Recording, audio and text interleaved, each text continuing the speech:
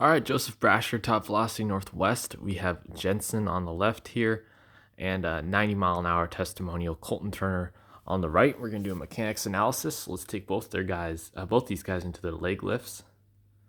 So I don't have a direct side view, so I'm gonna do the best I can. Colton shifting weight inside his drive leg coming into leg lift. Looks like Jenson's balancing just a bit here. He's shifting a bit of weight, but it looks like he's just mostly lifting and balancing. Now, we don't want to lift and balance. Studies have shown that lifting and balancing doesn't improve velocity or accuracy, and all it's going to do is really stall out our momentum. I think it'd been more worth it here if he would just throw one out of a slide step, to be honest, because he gets down right here, and this is basically a slide step position. So you can use the leg lift to leverage a little bit of hip momentum. If you're not going to do that, I would just recommend a slide step. Now, going to the loads, Jenson goes straight down out of his load. We want to go forward and down at the same rate, straight line.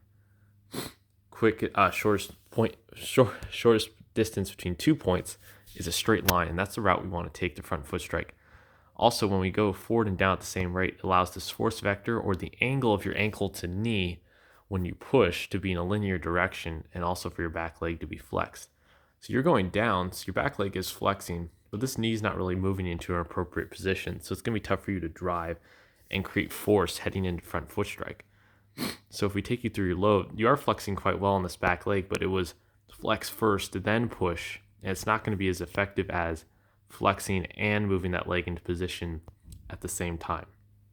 So if we take you into front foot strike, because you did that down and out approach, your drive wasn't as explosive as Colton Turner here. He opens and drives, and he gets those hips through, and his shoulders closed heading into front foot strike. So he's got good hip to shoulder separation. With you, it looks like you're trying to throw that arm back into a lot of external rotation to try and close your shoulders off. But as you land, you really start to open those shoulders hard, and you don't have any hip to shoulder separation here. And that's going to be a huge multiplier of velocity. And then we take you into pitch release. No front leg extension. It's just pushing out and leaking, losing energy. Colton Turner gets a bit of extension here, helps launch his trunk forward, and will help multiply his velocity. And as we take you through your release, basically no front leg. Not a bad trunk position, but there was no front leg here because there was just a lot of crash and momentum, it seemed. We went up, we went back down again, then we went out, and you crashed all your momentum into front foot strike, weren't able to keep your shoulders closed, and then just kind of threw your trunk forward. It's not really an explosive way, and it's not really how high velocity pitchers move. Judging by this video, I don't know your velocity, but it can't be much higher than the 80s, I suspect. And if it is, then you have a lot of changes, and you can really multiply your velocity here. So let's talk about the things that I would change and how this program can help you.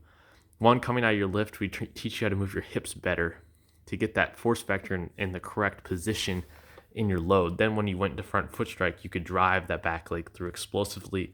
We teach you how to correctly counter your shoulders back to create hip to shoulder separation, just like Colton Turner does here, to create that hip to shoulder separation. And then most importantly, I think for you, extend that front leg to help give you even more trunk and more force. Because with this front leg, this front leg pushing forward, you're losing so much force here. With Colton Turner, his knee pushes back, and that really helps accelerate ball speed right at the end of the delivery. So those are the actionable steps I would take. That's my analysis. Let me know if you have any questions, and I'll see you guys next time.